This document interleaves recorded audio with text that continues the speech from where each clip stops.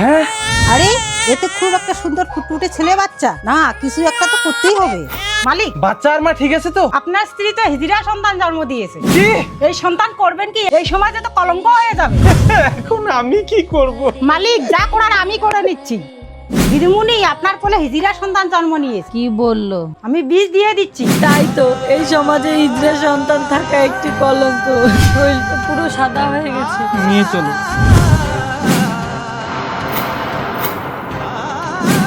কুড়ি বছর পর। আরে কি হলো গাড়িটার? কি যে হয়ে গেল গাড়িটার? মনে আছে তোমার এই জায়গাটা? হ্যাঁ, এই জায়গায় আমাদের বাচ্চাকে রেখেছি। ভগবান, সেই দিন থেকে আমাদের আর কোনো বাচ্চা নেই। থাক, গাড়িতে মনে হয় পেট্রোল নেই। আরে কি হয়েছে? আমি কাউকে যেন ওইখানে দেখলাম। আরে কেউ নেই তো ওইখানে। মনে হয় আমাদের সন্তান। আমি তোমাদের সন্তান না, তোমাদের সন্তান এখনো বেঁচে আছে। শোনা, তোমার মুখটা শুধু দেখাও একবার আমাকে। তোমরা আমাকে হত্যা করোনি, হত্যা করেছে আমার মা। তাহলে আমাদের ছেলে? বাবা, ছবি দিদি,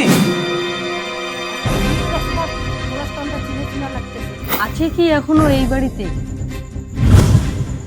মালিক, বল, আমার ছেলে কোথায়?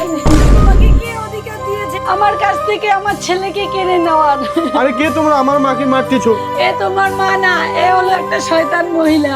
না, এগুলো আমি মানি না। না রে বাবা, এরা মিথ্যা কথা বলতেছে। না, এরা সব সত্য কথা বলতেছে। আমি কিন্নারে কি ভুল করেছি মা, যে তুমি আমাকে বিষ দিয়ে মেরে ফেলেছো? পৃথিবীতে এসেছে ঠিকই, কিন্তু মা বাবার ভালোবাসা কোনোদিনও পেলাম না। বাবা, আমাকে একটু ক্ষমা করে দে। মা,